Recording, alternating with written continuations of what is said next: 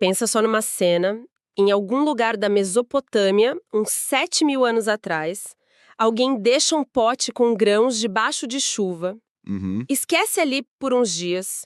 Quando volta, o negócio tá borbulhando, soltando um cheiro estranho, meio doce, meio ácido. sim. A maioria das pessoas, sei lá, jogaria fora. Mas um curioso resolve provar. E ali, sem saber, essa pessoa não descobre só uma bebida. Ela aciona uma das primeiras grandes tecnologias da humanidade. E é fascinante pensar que essa tecnologia nasce do acaso, né? Da pura observação. Não foi um projeto de engenharia, nada disso. Exato! Foi a natureza fazendo o trabalho dela e a curiosidade humana fazendo o resto. A gente está falando de um processo que começou a moldar sociedades muito antes de alguém pensar em inventar a escrita. Exatamente. E é essa história que a gente vai desvendar hoje. As fontes que nós analisamos não contam só a história da cerveja. Elas contam a história do mundo através da cerveja. Isso. A nossa missão aqui é rastrear como essa bebida passou de um alimento básico, quase uma infraestrutura social, para se tornar hoje uma expressão de arte, ciência e identidade. É uma jornada impressionante mesmo. A gente vai ver como ela construiu pirâmides, financiou mosteiros, impulsionou a revolução científica. E até virou uma forma de rebeldia, né? Exatamente, uma rebeldia contra a monotonia industrial. É a biografia de uma bebida que, no fundo, é o reflexo da nossa própria biografia como espécie. Ok, vamos começar do começo, literalmente. As fontes apontam para evidências arqueológicas lá na Mesopotâmia, resíduos em vasos de cerâmica de 5.500 a.C. Uhum. É a evidência mais antiga. E a teoria é que a primeira cerveja era basicamente pão molhado que fermentou. Mas espera aí, isso era considerado bebida ou comida? Como é que funcionava na prática? Essa é a pergunta-chave. Para eles, essa linha era totalmente borrada, não existia. A cerveja primordial era espessa, turva, cheia de pedaços de grãos. Ah, então parecia mais um mingau. Exatamente. Parecia mais um mingau nutritivo do que um líquido refrescante. E o propósito era a sobrevivência, não o lazer. Pensa na qualidade da água naquela época. Péssima, imagino. Rios eram fontes de vida, mas também de doenças. O processo de ferver os grãos e depois a fermentação com a produção de álcool eliminava a maioria dos patógenos. Ou seja, Beber cerveja era literalmente mais seguro do que beber água. nossa, então a primeira função da cerveja foi, na verdade, um filtro de água primitivo que também alimentava. Exatamente. Era um pacote completo, hidratação segura e uma bomba calórica. Era rica em carboidratos dos grãos e, o que é crucial, em vitaminas do complexo B, que são um subproduto da levedura. Ah, sim. Para uma população que dependia de trabalho braçal pesado, era o equivalente a uma bebida energética moderna. Era pão líquido, no sentido mais literal da palavra. E essa importância toda transborda para a cultura, certo? Uma das fontes mais incríveis que temos é o hino a Ninkasi, de 1800 a.C. Sim, fantástico. Não é só uma oração para a deusa suméria da cerveja, é uma receita detalhada disfarçada de poema. O que nos diz muito sobre como eles viam o processo, né? Fazer cerveja não era uma tarefa mundana como moer trigo. Era um ritual sagrado. Uma colaboração com os deuses. Isso um ato de colaboração com os deuses. Ninkasi não era só uma deusa. Ela era a mestre cervejeira divina. E essa reverência toda se traduzia direto na economia. Se a cerveja é um presente dos deuses, ela tem um valor imenso. E que valor! As fontes mostram que os trabalhadores que construíram as grandes obras da Mesopotâmia, os zigurates, eles não recebiam moedas. O pagamento era em cotas de cerveja. Exato. Isso é difícil de imaginar hoje. Como é que funcionava? Eles recebiam barris no fim do dia? Era um sistema logístico impressionante. Os administradores dos templos, que controlavam a produção de grãos e de cerveja, distribuíam rações diárias. Ah! Um trabalhador comum podia receber de 1 a 2 litros, enquanto um funcionário de alto escalão recebia até 5. Uau! Era usado para pagar salários, impostos, fechar contratos de casamento. A gente está falando de uma bebida que funcionava como sistema monetário e a base da pirâmide alimentar da época. A cerveja era a infraestrutura. E se na Suméria era a infraestrutura, no Egito Antigo ela virou uma indústria de escala monumental. Eu fiquei chocada com a descoberta em Ábidos. Ah, sim. Uma cervejaria de 5.000 anos, com 8 tanques gigantes que produziam mais de 22 mil litros de uma só vez. É uma escala absurda. É produção em massa num nível que a gente não associa ao mundo antigo. E essa escala só faz sentido quando a gente conecta com o maior projeto de engenharia da história antiga, as pirâmides. Claro. Os registros em papiro mostram que os milhares de trabalhadores recebiam entre 2 a 4 litros de cerveja por dia. Era o combustível que construiu Gizé. Entendi. Sem essa produção industrial de pão líquido, o projeto seria logisticamente inviável. E eles também inovaram na receita, né? As fontes falam que a cerveja egípcia era mais adocicada, às vezes com tâmaras ou mel. Sim, eles adaptaram ao paladar. E tinha um uso que me surpreendeu, como veículo para medicamentos. Sim, os papiros médicos, como o papiro Ebers, estão cheios de prescrições que envolviam dissolver ervas e outros compostos em cerveja. E por quê? O álcool funcionava como um solvente, extraindo os princípios ativos das plantas, e o sabor adocicado mascarava o gosto ruim dos remédios. Foi, na prática, o primeiro xarope da história. Que incrível! É um exemplo perfeito de como a cerveja estava entrelaçada em todos os aspectos da vida: trabalho, nutrição, religião e saúde. É fascinante como a cerveja era central para esses impérios do mundo antigo. Mas essa centralidade muda de cara quando a história se move para uma Europa mais fragmentada, especialmente antes de um ingrediente que hoje parece indispensável: o lúpulo. Ah, sim. O mundo pré-lúpulo. Como era a cerveja nessa época? Antes do lúpulo reinar, a Europa tinha o Gruit. Era uma mistura de ervas e especiarias que variava drasticamente de região para região. Que tipo de ervas? Fontes mencionam que os celtas e povos germânicos usavam de tudo: alecrim, artemísia, mirto, até casca de carvalho. O objetivo era o mesmo do lúpulo hoje: adicionar amargor e aroma para equilibrar o doce do malte. Se cada vilarejo usava uma mistura diferente de ervas locais, isso quer dizer que a cerveja de um lugar devia ser completamente diferente da do vizinho. Completamente. E tinha um grande problema técnico: a conservação. Ah! A maioria dessas ervas não tinha as propriedades antissépticas do lúpulo. Então a cerveja estragava rápido, em questão de dias. Então não dava para comercializar muito longe. Impossível. Isso a tornava um produto hiperlocal.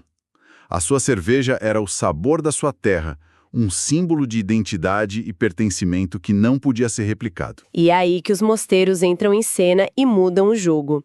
As fontes descrevem eles não apenas como centros religiosos, mas como os primeiros centros de pesquisa e desenvolvimento da cerveja. Eles eram os cientistas da época. Tinham tempo, disciplina e método. Os monges começaram a registrar as receitas, a controlar a temperatura, a tentar purificar a água. Profissionalizaram o processo. A motivação era prática. Precisavam de uma bebida segura para os peregrinos e de um produto de alta qualidade para vender e financiar as abadias. E, no meio desses experimentos, eles redescobrem e popularizam o lúpulo. O que exatamente o lúpulo fez que foi tão revolucionário? Ele atacou o maior problema da época: a conservação. O lúpulo é um poderoso agente antibacteriano. Ah, entendi. Sua adição na fervura matava micro-organismos indesejados, garantindo que a levedura certa fizesse seu trabalho sem concorrência. Isso significou que a cerveja podia durar semanas, até meses. Nossa! Pela primeira vez, ela podia ser armazenada, transportada e comercializada em larga escala. O lúpulo não só mudou o sabor da cerveja, ele criou o mercado de cerveja. Então, o lúpulo foi basicamente a invenção da cerveja de prateleira. Isso deve ter levado a uma necessidade de padronização, imagino. Exatamente. E o exemplo mais famoso é a Lei da Pureza da Baviera, a Reinheitsgebot, de 1516. A famosa lei. Ela decretou que a cerveja só poderia conter água, malte de cevada e lúpulo. Muitos a veem como o primeiro selo de qualidade alimentar da história. Mas tinha um motivo econômico também, né? Sim, também foi uma medida para garantir que o trigo e o centeio fossem usados para fazer pão. Mas não importa a intenção, o resultado foi a criação de uma base que permitiu o desenvolvimento de estilos clássicos que a gente conhece hoje. Tipo as Bock, as Kolsch. Exato. As Bocks, as Kolsch alemãs, as Porters inglesas, todas nascem dessa era de padronização. Isso nos leva a um ponto de virada. Por séculos, os cervejeiros aprimoraram a técnica, mas ainda não entendiam o porquê de a fermentação acontecer. Era um mistério. Até que, no século XIX, um nome muda tudo. Louis Pasteur. Pasteur provoca o maior salto quântico na história da cerveja. Até então, a teoria dominante era que a fermentação era um processo químico, espontâneo. Pasteur, com seu microscópio, provou que era um processo biológico. Ele mostrou ao mundo os verdadeiros trabalhadores da cervejaria. Minúsculos organismos vivos, as leveduras. As leveduras! Que comiam o açúcar do malte e o transformavam em álcool e CO2. Isso é inacreditável. Quer dizer que, por milhares de anos, fazer cerveja era basicamente um ato de fé? Exatamente essa era a mentalidade. Você misturava os ingredientes e torcia para os deuses ou os espíritos certos aparecerem na sua tina de fermentação. Perfeito. Toda abraçagem era uma aposta. Lotes inteiros eram perdidos para contaminações que ninguém entendia, que eles chamavam de doenças da cerveja. E o Pasteur resolveu isso. Ao identificar a levedura como a causa, Pasteur permitiu que os cervejeiros isolassem as cepas boas, as cultivassem e as adicionassem deliberadamente. A cerveja deixou de ser um mistério e se tornou um processo industrial controlável. A ciência entrou no copo. E logo depois da biologia, veio a física, a invenção da refrigeração mecânica por Carl von Linde. À primeira vista parece só uma melhoria, mas as fontes mostram que foi tão revolucionário quanto a descoberta de Pasteur. Por quê? Porque a refrigeração destravou metade do universo cervejeiro. Existem duas grandes famílias de leveduras. As ales, que gostam de fermentar em temperaturas mais quentes. Certo. E as lagers, que trabalham em temperaturas frias, perto de 10 graus Celsius. Ah, e antes da refrigeração? Antes da refrigeração, produzir lagers em escala era um pesadelo logístico. Dependia de colher gelo de lagos no inverno e armazená-lo em cavernas. Era caro e sazonal. A refrigeração de von Linde permitiu produzir cervejas lager o ano todo em qualquer lugar do mundo. E isso explica por que a maioria das cervejas mais vendidas no mundo hoje são lagers, como as Pilsners. Exato. A tecnologia não só criou um produto consistente, ela criou o estilo de cerveja mais dominante do planeta. Precisamente. A combinação Pasteur e Linde foi o Big Bang da cerveja moderna. Mas essa era de ouro industrial sofre um baque tremendo, pelo menos nos Estados Unidos, com a lei seca na década de 1920. Milhares de cervejarias fecham. Qual foi o impacto disso a longo prazo, depois que a proibição acabou? O impacto foi profundo e duradouro. As poucas grandes cervejarias que sobreviveram... Fazendo o quê? Sorvete. Produzindo sorvete, refrigerantes ou cervejas medicinais, elas voltaram a um mercado com um paladar completamente alterado. 13 anos é tempo suficiente para uma geração inteira crescer sem contato com a diversidade de sabores das ales, porters e stouts que existiam antes. O público se acostumou com bebidas mais leves e doces, então. Exato. Então, quando a produção foi liberada, as grandes indústrias ofereceram exatamente isso. Cervejas lager muito leves, claras, menos amargas e fáceis de beber. E o público abraçou. E elas dominaram o mercado. Elas eram tecnicamente perfeitas, consistentes e baratas. E por quase 50 anos, o mercado americano, e por extensão o global, foi dominado por essa única visão de cerveja. A diversidade que levou séculos para ser construída foi praticamente apagada. Até que, nos anos 70 e 80, surge uma rebelião. E ela não começa em grandes empresas, mas em garagens e cozinhas. A revolução da cerveja artesanal. É uma história fantástica de contracultura. Começou com os homebrewers, os cervejeiros caseiros, que estavam frustrados com a monotonia das prateleiras. Certo. Eles começaram a importar lúpulos, a desenterrar receitas antigas e, o mais importante, a quebrar as regras. Especialmente nos Estados Unidos, eles pegaram os lúpulos locais, que eram considerados muito agressivos. E fizeram o quê? E, em vez de usá-los com moderação, decidiram colocá-los no centro do palco. E daí nasce a American IPA, que basicamente redefiniu o que uma cerveja poderia ser para uma nova geração. É engraçado pensar que essa revolução toda começou em garagens. Parece a história de muitas empresas de tecnologia do Vale do Silício. A analogia é perfeita. Era um movimento de código aberto. Eles compartilhavam receitas, técnicas, E essa fagulha criativa? deu origem a um ecossistema inteiro de novos estilos. As Imperial Stouts envelhecidas em barris, as Sours que resgatam a fermentação selvagem, as New England IPAs turvas e suculentas. Foi uma explosão de sabor. E essa onda, claro, chegou com força ao Brasil, principalmente a partir dos anos 2010. O que define o movimento artesanal brasileiro? É só uma cópia do que aconteceu nos Estados Unidos? De forma alguma. A Revolução Brasileira começou inspirada na americana, mas rapidamente desenvolveu uma identidade única. Cidades como Blumenau, Curitiba e Ribeirão Preto se tornaram polos. Sim. Mas o grande diferencial foi a exploração de ingredientes locais. Os cervejeiros começaram a olhar para a nossa biodiversidade, para a cultura brasileira e a se perguntar: e se... E se a gente usar rapadura no lugar do açúcar belga? E se a gente adicionar cumaru, a baunilha da Amazônia, numa stout? E se a gente fermentar com umbu, cajá ou graviola? Exatamente. Isso deu origem a estilos genuinamente brasileiros, como a Catarina Sour, o primeiro estilo oficial brasileiro que usa frutas frescas e tem uma acidez refrescante perfeita para o nosso clima. A cerveja virou cultura líquida. Exatamente. Tornou-se uma plataforma para celebrar os sabores do país. O que nos traz para hoje?